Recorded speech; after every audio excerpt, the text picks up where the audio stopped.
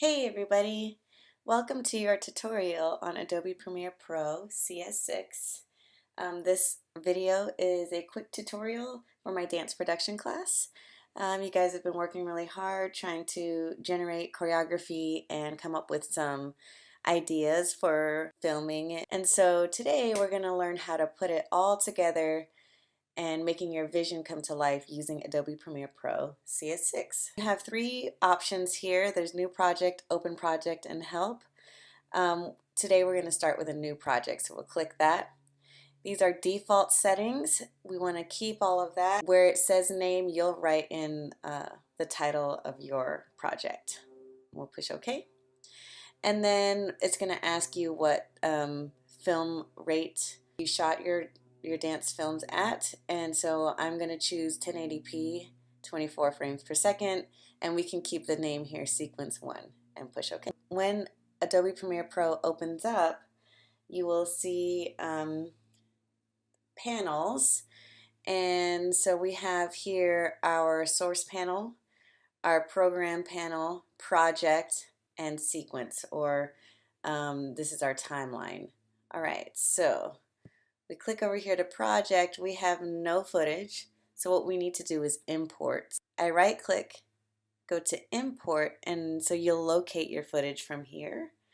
Mine is on my hard drive, so I'm going to go to student footage and go to Allie's solo, and I'll import that.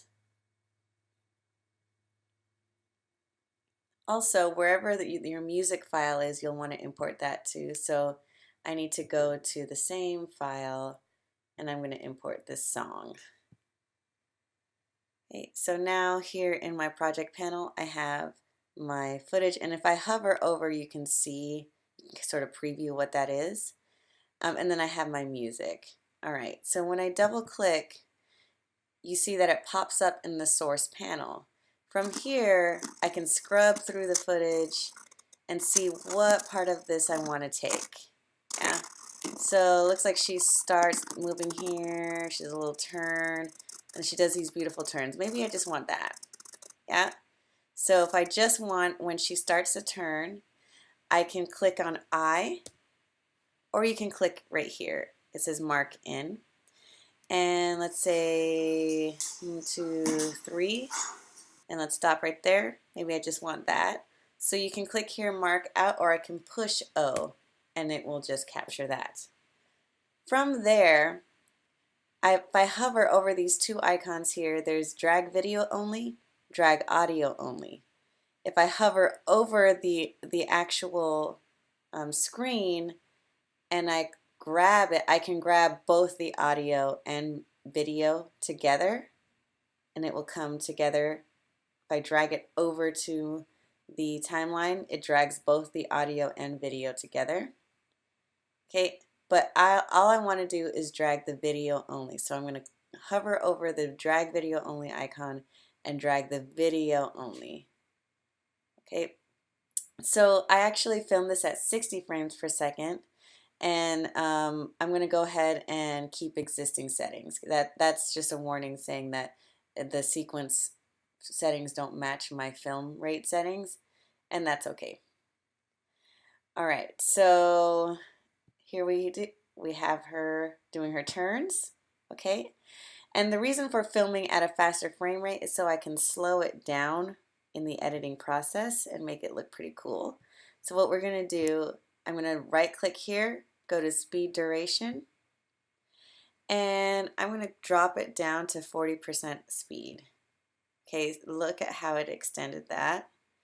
And then now if I play it, beautiful slow motion footage. It's exactly what I want. Okay, awesome. So we learned how to do that. We learned how to drag our footage onto the timeline. Now, if we want add music to that, all we simply do, you could click on this and do the in-out on a specific part of the music, but I want the whole song. So if I want the whole clip, whether it's film or music, I can just drag it on over just like that. Okay. If I click collapse expand track, you can kind of see the waveforms here of the music. Okay, so that's optional if you wanted to look closer.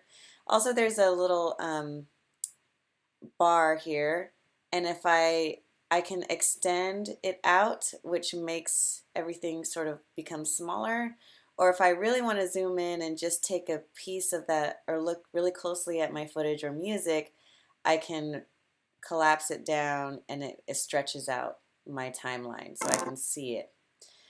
I'm going to bring this over and I'm going to push play.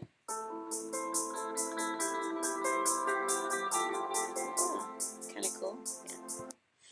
Yeah. So if I want to see that a little bit bigger, you can change the size of each panel here. Yeah. All right. So if I drag, I can simply just go to the edge of each panel and drag and resize however I want that. Okay. And so let's see. All right, let's say, you know what? I just want to see it come up to here. So right over here between my project panel and my sequence, I have some tools here.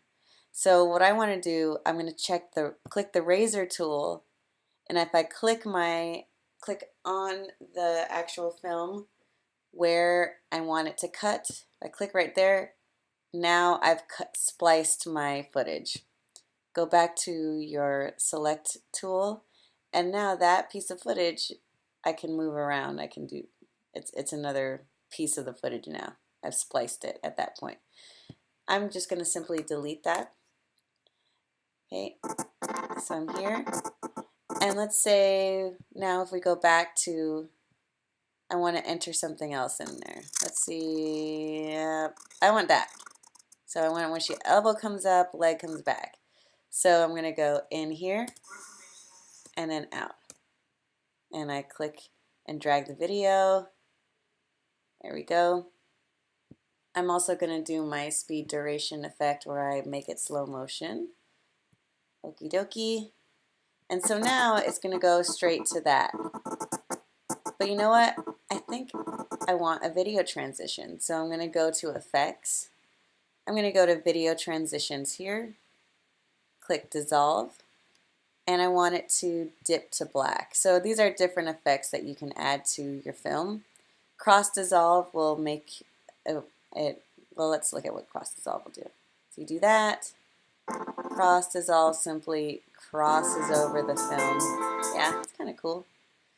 But let's try, I wanted to do dip to black.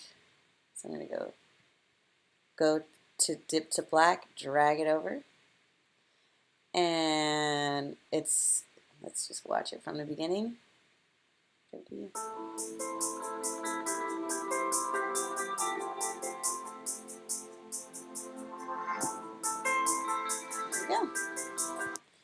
And so now you've learned how to drag film to the timeline, music to the timeline, do simple cuts and transitions.